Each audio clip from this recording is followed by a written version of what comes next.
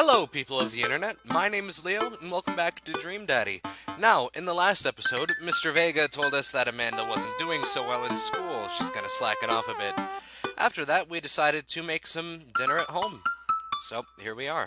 Amanda and I get back home and start cooking some dinner. Ah, I found this artisanal mac and cheese recipe online that I've been dying to try. Artisanal? There's two ingredients to mac and cheese. Mac and then cheese. Dad, please try and enjoy the finer things in life. I think you of all people should be able to appreciate what one can do with cheese. Plus it has bacon in it. Oh, you sold me on bacon. Aren't we as a society collectively over bacon? No! Ram, shut up. Nobody can be over bacon. aww. Bacon never stopped being good. It just has a PR problem. Oh, We get to work on the recipe, Amanda measuring things out and handing them to me to dump in the bowl so I can feel useful.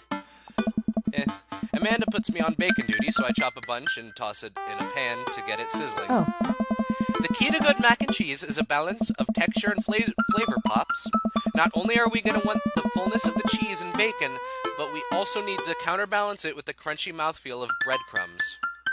This is check on bacon, mouthfeel. I should probably check on the bacon, want to make sure it's good. It's still pink and rubbery. I give the pieces a little stir. Wait, what's a mouthfeel? Yeah, there you go. Make sure to check the bacon and then do the other option.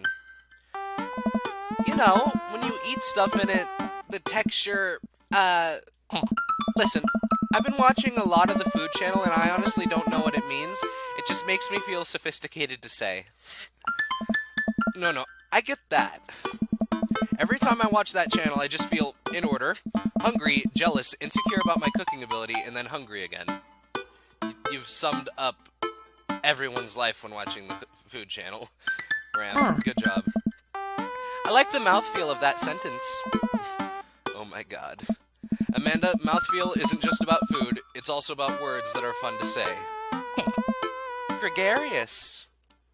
Lenticular, boisterous, defenestrate, check on bacon. I should check on the bacon. Getting there, starting to brown up. Cattywampus? I don't know some of these words, but those definitely sound good to pronounce. Discombobulated, I know what that means. Contagious, yeah, I know what that means. Tabernacle. I'm just gonna keep checking on the bacon. The bacon is sizzling away. It smells good, too. I give that sucker a flip. Nice. Good work, Dad. Bacon can easily overheat and cause a grease fire. I'm proud of you for remaining vigilant. We literally just moved in here and I'm dead set on not burning this place down. Eyes like a hawk. Amanda finishes up with the mac and cheese and I toss the bacon bits in there. After stirring it all together, I take a taste. How's the mouth feel? Scrumptious, fantastical, tastacular. I'm gonna say scrumptious. Amanda tries a spoonful. yeah. Yeah, that's pretty scrumptious. We settle in on the couch with our bowls of mac and cheese. Oh, cool. Long Haul Ice Road Paranormal Ghost Truckers is on. Your favorite, right? Sure. Oh, God. Oh, heck yes. They have to make it over the Canadian tundra before the ice road melts, but also they're hunting ghosts. Okay, that sounds like an interesting show. Also, the trucks are haunted. Well, that would explain why they're hunting ghosts.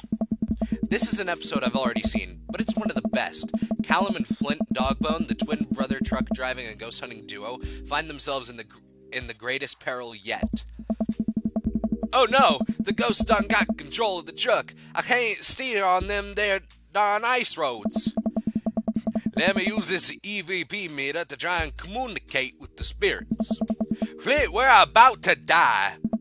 I almost got it. If you listen carefully, it sounds like it's saying, you're going to die. That's because we are about to die, you. This is art. The episode ends and Amanda excuses herself to go and start arguments on the internet. Best excuse ever. I stay up a little longer, curious about the exploits of Callum and Flint Dogbone after their disastrous ice road accident. Afterward, I crawl into bed and get a good night's sleep. Alright. Dad tip number 10, if you're parking uphill, be sure to turn your tires toward the street. Look at situations positively. Alright. These tips are pretty useful. Oh. For a second it didn't respond there. Z Z Z Z Z Z Z Z Z Z Z. Morning, sleepyhead. 5 more minutes. You've never ever let me have 5 more minutes, so get up. Fine. We have cereal for breakfast and spend the morning putting together furniture. Amanda is much better at interpreting the tiny manuals. We're able to put together a few shelves and one desk, but I'm pretty sure it was supposed to be a bookcase. Good job, Ram and Amanda. Good job. Huh. So, you excited for the cookout today? Excited to beef up my grilling skills. There's food, I'm excited. This sounds like a pun, so I'm gonna go with it.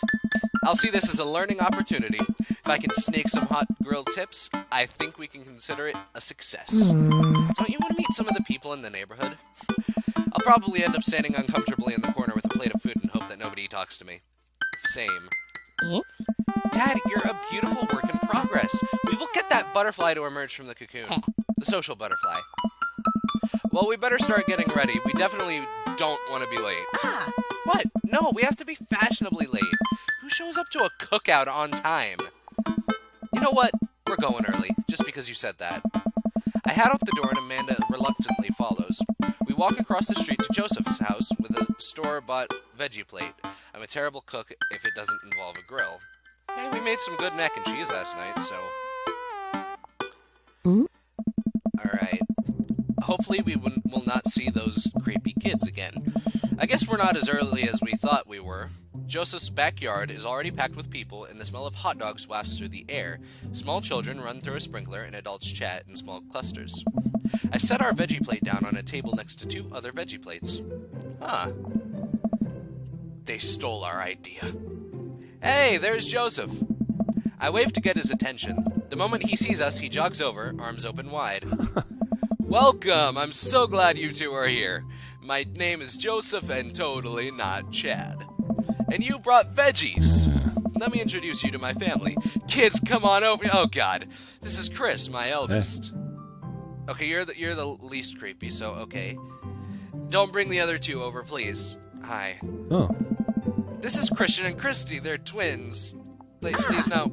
They stare creepily and say nothing. Ugh. Please leave now. Yeah, there we thank. Then, of course, there's our youngest, Krish. Wait, where's Krish?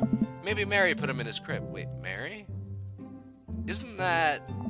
Oh, no. Yeah, it's the woman from the bar the other night. What is she doing here? Oh, and how could I forget my lovely wife, Mary? Hey. Joseph pecks her on the cheek. She smiles. Ah, Mary, sweetheart. Did you put Krish to bed? I'll have to go look for him. What?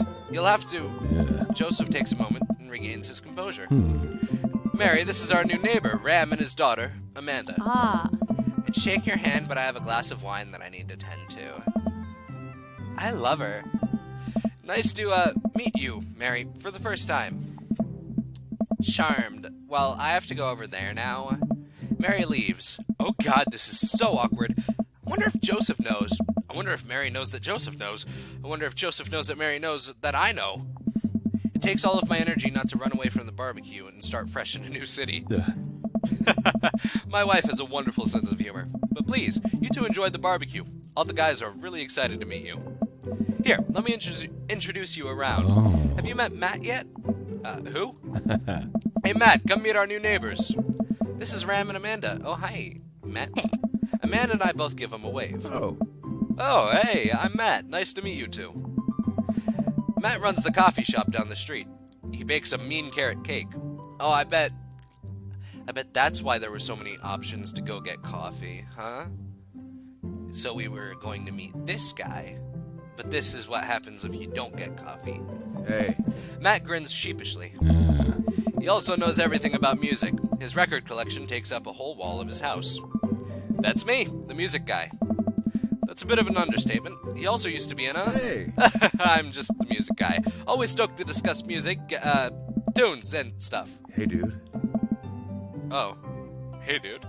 That's so cool. I love music. Hey. Matt's ears seem to perk up. Hey. Oh, yeah. What kind of stuff do you listen to? Dad rock. Top-tier stuff. Almost exclusively songs about being sad. I think I have to go with this one. If it forces me to think about my own personal shortcomings or understand that feeling sad is as unique as it is universal, and that there's a certain comfort in knowing that, then I'm all over it. Hey. Dude, me too. Oh, I thought he slapped me for a second, but no, Matt gives me a high five. Hey. Cool, alright.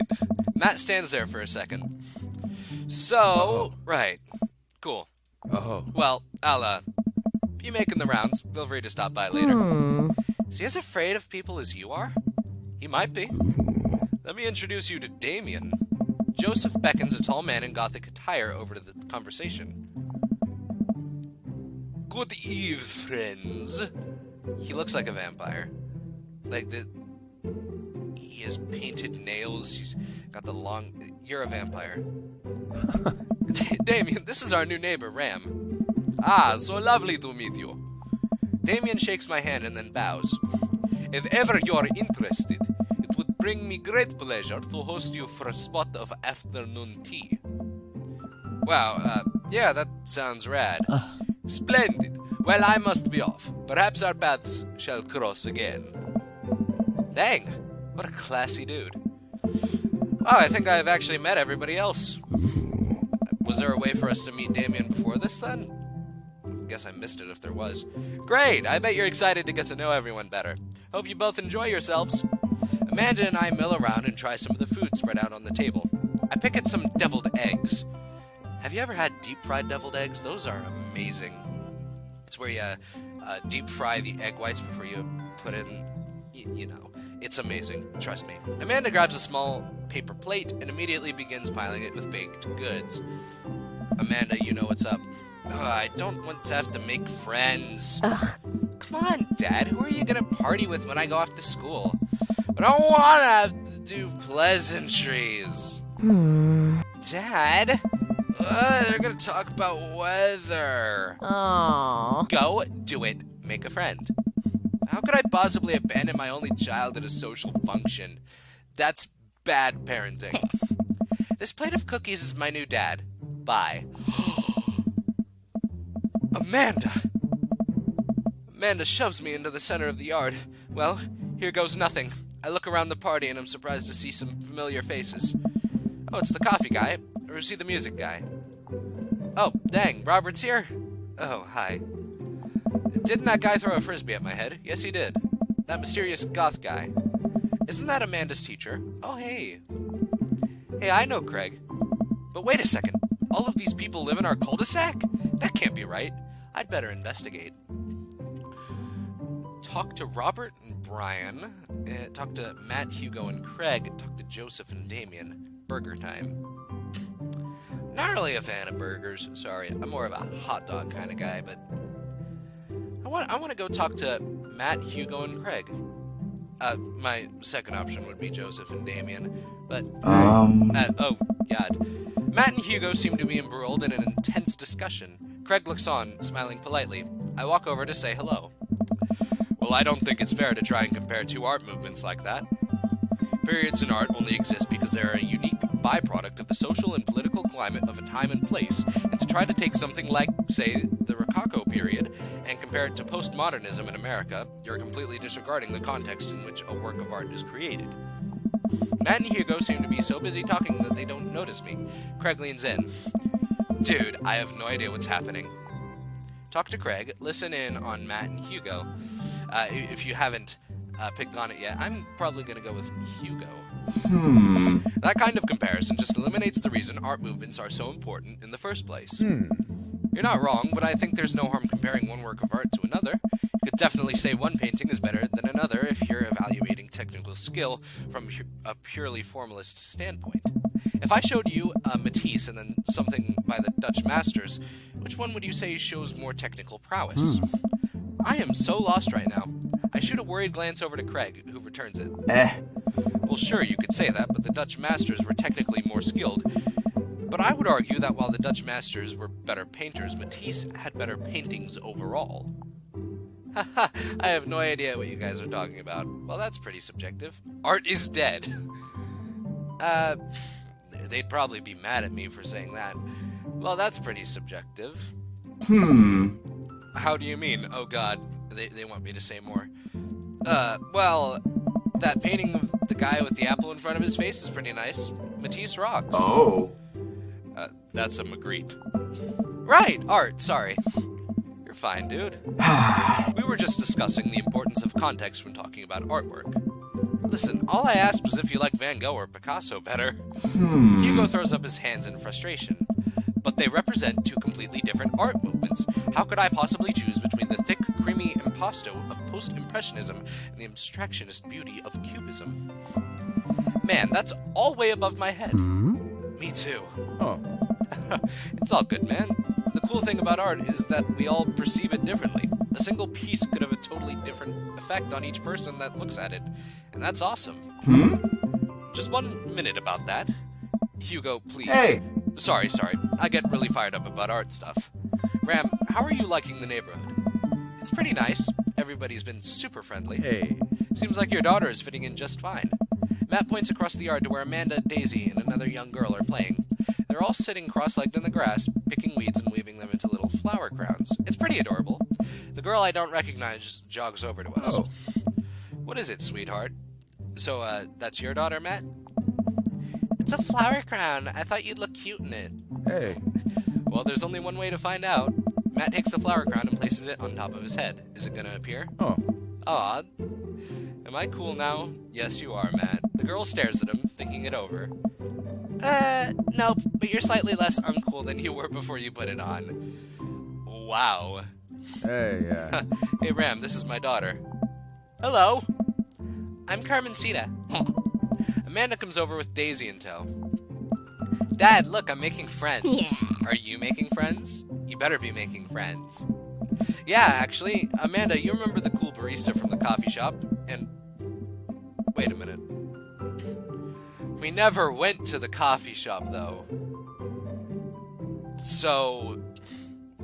that seems like a little error to me. We didn't go to the coffee shop. And my old college friend and, your teacher. Ah. Oh, hi, Mr. Vega. I didn't realize we were neighbors. Ah! Yep. You still gonna get me that overdue term paper? Great seeing you. Amanda finger guns her way out of the conversation like a champ. She learned the finger guns move from me. I'm very proud. She's definitely a charmer. Speaking of which, where did my son go? Sweet Manchego! Sweet Manchego? Hugo looks around the party. He must finally spot him because his eyes go wide. Whoa! Ernest Hemingway, Vega, are you smoking?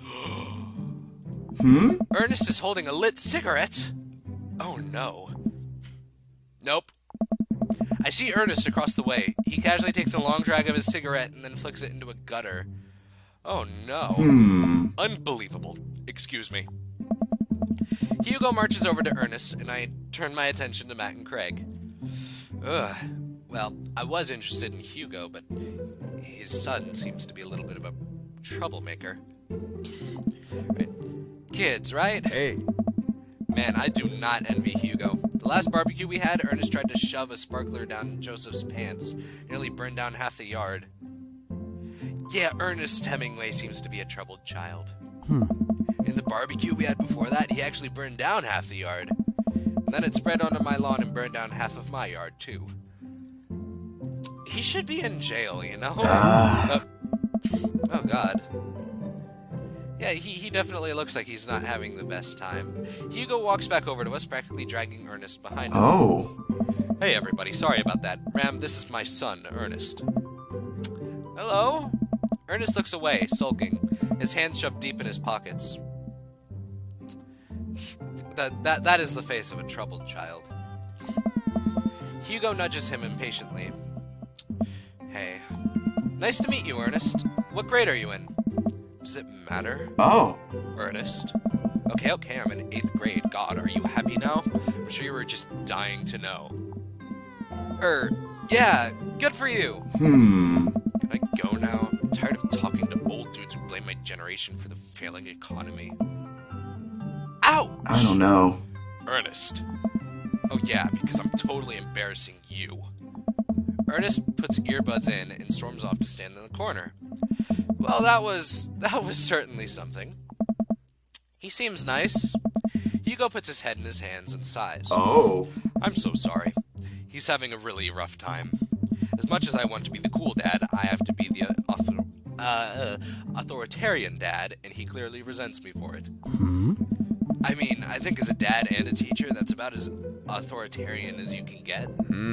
Honestly, are any of us cool dads? Is it even possible to be a cool dad? What? I'm cool as a cucumber. Hey. See, that right there. You can't say that. I don't know. My kids think I'm cool. But for how long, Craig? How long do we get to be the cool dads? Oh. I don't know. Oh! I think we just have to accept the fact that as dads, we've become the machine we once raged against and accept our fate to unironically wear socks with sandals. Your kids may think you're cool now, but the moment they hit puberty, you're doomed. Amanda's 18 and she still thinks I'm cool. I yell across the yard to my daughter, Amanda, I'm cool, right? Amanda just laughs. She keeps laughing. I see your point. Oh. As much as we all want it, I don't think it's as important to be a cool dad as it is to be a good dad. We can't all be best friends with our kids. It just doesn't work. I mean, look at me and Ernest. Oh. Our job as parents is to make sure our kids turn out okay. Yeah, you're right. But it'd be nice to have it both ways. Hearing these guys talk about this makes me think of my relationship with Amanda. We get along so well, but there might come a time when it won't be like that. Is college when that happens? Don't let us eat up your time, Ram. Go meet some of the other people around the neighborhood. Oh, God. Well, I said that Joseph and Damien would be my second choice, so let's go talk to them. I spot Joseph chatting with Damien by the grill. I wonder what they're talking about. I walk over to them. Oh. So I'm curious, can you walk me through why you had your house painted black? Where do I even start? The house stays warmer in the winter, it provides an artistic contrast to the rest of the neighborhood, and it complements the crimson interior perfectly. It's definitely an interesting choice. Thank you, I'm very proud of my abode. Oh. Ram, I was just having a conversation with Damien here about his aesthetic design decisions. Greetings once again, Ram. Do tell me about yourself. Are you new to the area? Yes, my daughter and I just moved in the other day. Are you enjoying the party so far? Oh, definitely. Thanks so much for putting this on. It's nice to be in a cul-de-sac where everyone is so friendly and welcoming. Hey. Amanda walks up to the conversation. Hi, it's Damien, right? My name's Amanda. At your service. What a pleasure it is to meet you. Damien finishes the sentence with a flourish and a bow, producing a single rose and offering it to Amanda. Amanda blushes and returns the gesture with a curtsy. My, do you know how to treat a lady? Hey, Oh no. Hello, Amanda. Seemingly out of nowhere, Joseph's twin kids appear. Are they speaking in unison? whoa! Hey! Won't you come play with us? Come play with us. Forever. Guys, enough with the creepy twin shtick. We've talked about this. Christian and Christy slowly back away. Where do you think they got that from? Mary pops into the conversation, wine in hand. I don't know. Mary takes a long sip of the wine. I think I might have taped over a VeggieTales VHS with The Shining. Who knows? I actually need to watch The Shining. People always talk about it. I just haven't seen it. She takes another sip of her wine. Where's Krish? Wasn't he with you? Okay. You... did you just burp, Joseph? I had him a moment ago. He's probably stuffing dirt in his mouth. He'll be alright. Toddlers are pretty resilient. I had somebody shove sand in my mouth when I was a toddler. I did not enjoy that. Mary tips her glass to me. Ain't my first time to the rodeo. It's my fourth. I have squeezed 4 little... Sweetheart, would you do me a favor and please find Krish? That would be great. I'm sure he's fine. Mary? Okay, jeez. Mary finishes her wine and wanders off. Oh, it's you.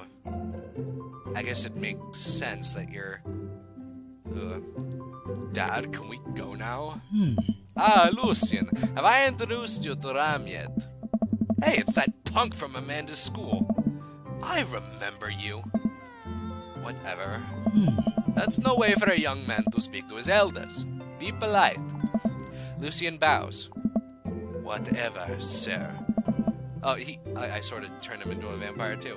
Lucian bows again. Mr. Christensen, may I have a veggie burger, sir? He's gone from edgy teen to vampire. It's just stuck with me now. So his name's Christensen. His last name is Christensen. Is that why all of your kids are named Chris?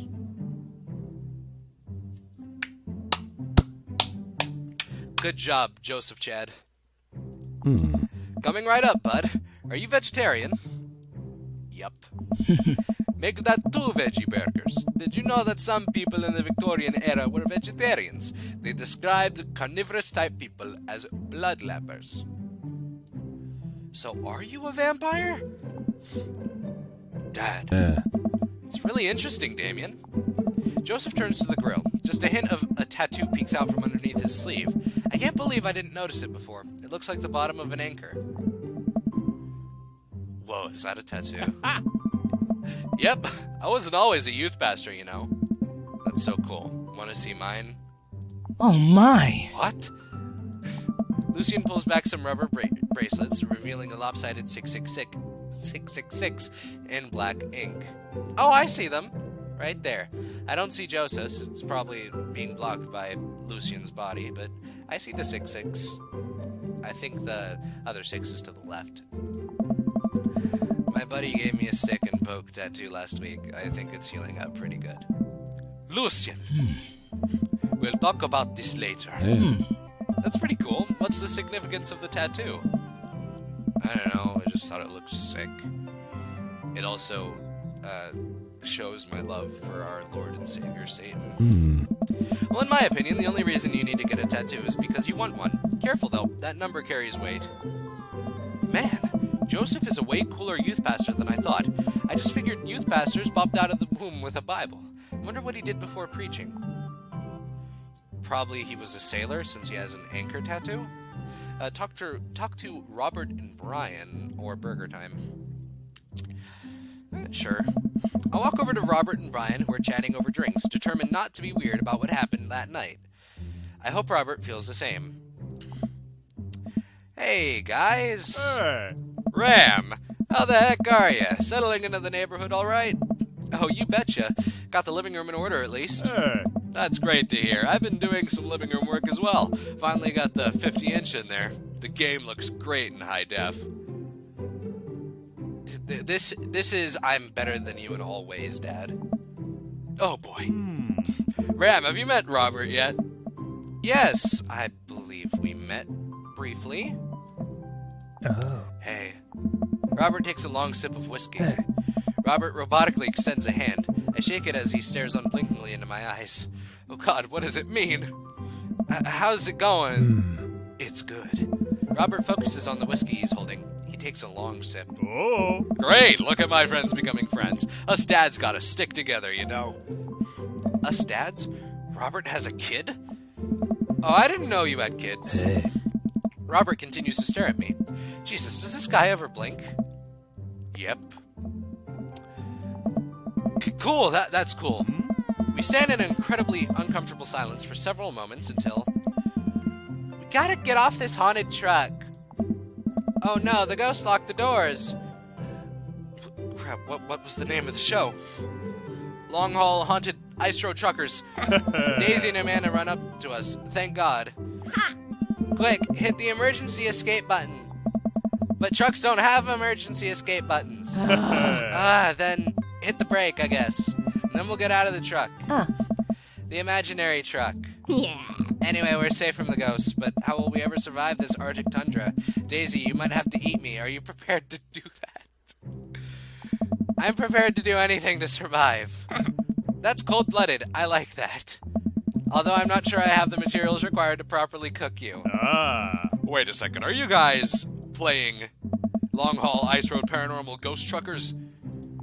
Yeah. Amanda and I love that show. It's the best, especially that episode where Callum hides Flint's keys and... Don't you dare spoil the TV show. Flint retaliates by breaking an ancient cursed urn and sending the spirit after him. Yeah, it's such quality reality television. Alright, Daisy, I found us a couple of bugs. They're gonna make a great meal. Lots of protein. Gonna keep us from starving out here in this harsh, icy wasteland. But there's a whole table of food right over the... Daisy, it's a game. We're playing pretend. It's what kids do. Live a little. Amanda gives Daisy a handful of gummy worms from the snack table. They eat them with mock disgust. Let's go find kindling for a fire. Okay, but not an actual fire. Because we're playing pretend? Now you're getting it. Daisy and Amanda run off. What a cute couple of kids. I turned my attention back to the conversation, but wait, where did Robert go? I don't know. He sort of went away when they started eating gummy worms. I skim the party and finally find him in the corner talking to Mary. Does he not want to talk? Man, I've never seen her get along with anyone so quickly. I snap out of my Robert-induced haze. I guess Amanda just sort of has a way with kids. That's kind of amazing. Daisy doesn't really get along with kids her age. It's nice that he's not trying to one-up me this time. Maybe we can have a regular friendship after all. Really? She just kind of keeps to herself. Her teachers say she spends every recess in the library. I think the other kids are intimidated by her intelligence. She's allowed to spend recess in the library. At my old school, we were forced to go to the playground. We were not allowed to be anywhere else. We got written up if we were anywhere else. There it is. I wouldn't worry about it too much. Amanda was shy at Daisy's age, too. She used to have a habit of crawling under tables and crying every time we took her to a restaurant. She bit people, too. Kids, right? Gotta love them. You're required to, by law. Oh. Well, since they're getting along so well, maybe we should try to put together a little play date for them. Yeah, that'd be nice. Yeah. Well, I don't want to take up too much of your time. Go meet some of the other fellas. Oh. And without further ado, let's work some magic. Joseph closes his eyes, takes a deep breath, and gets to work.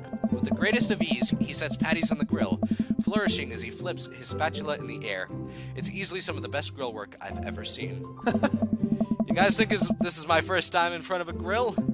He's working faster now, effortlessly tossing cheese onto patties and perfectly grilling onions on the side. One after another, the dads take notice and crowd around Joseph to admire his masterful technique. Is this like hibachi level cooking? Where the chefs cook in front of you and do all sorts of flips with their knives and then throw the food into your mouth?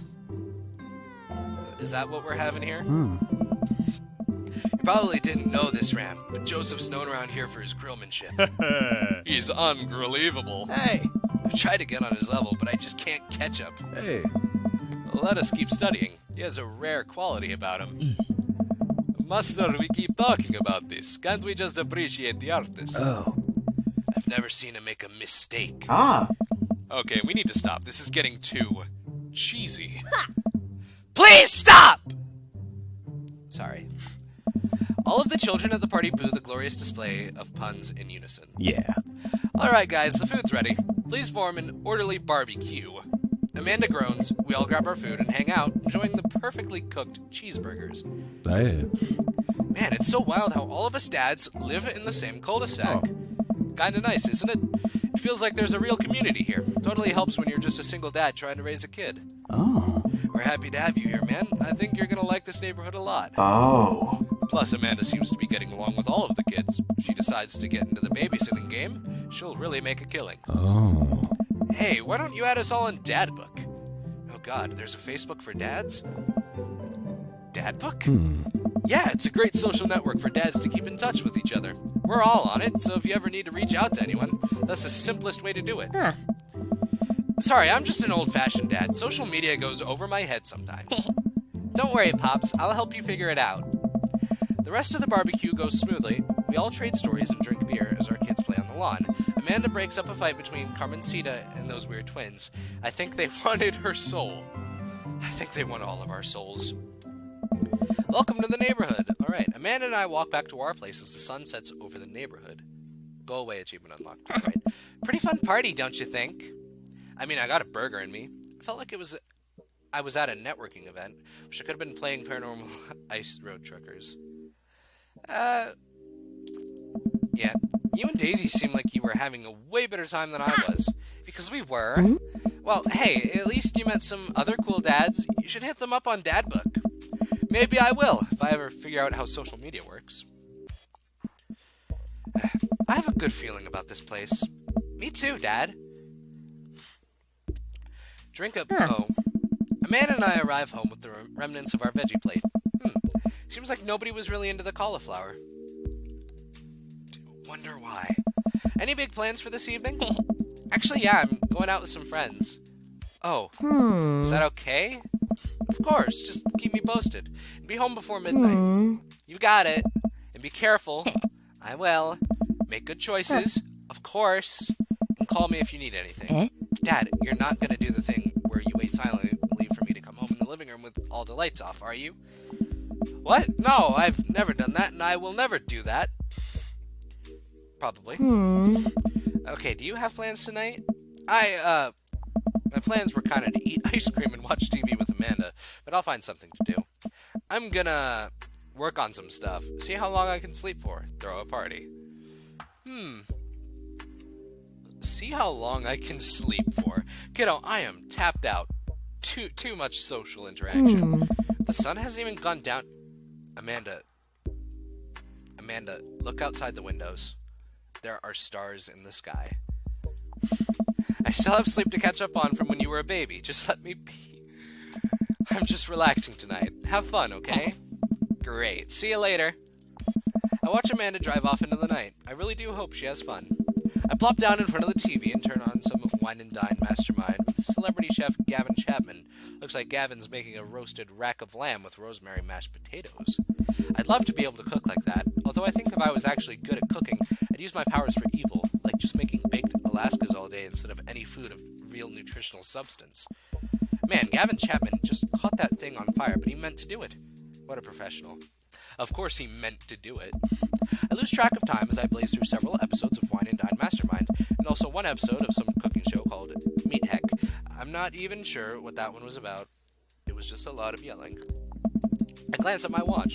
Man, it's almost midnight. I should check in with Amanda. I send a text. Hey, kiddo, you good?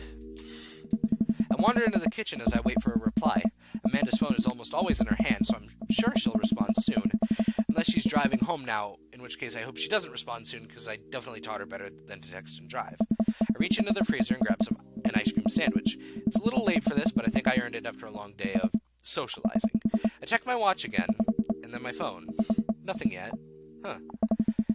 Okay, see, now I'm worried. Do I call her? Do I call the cops? No, it's too soon for that. I'll just send her a gentle reminder text. What's up?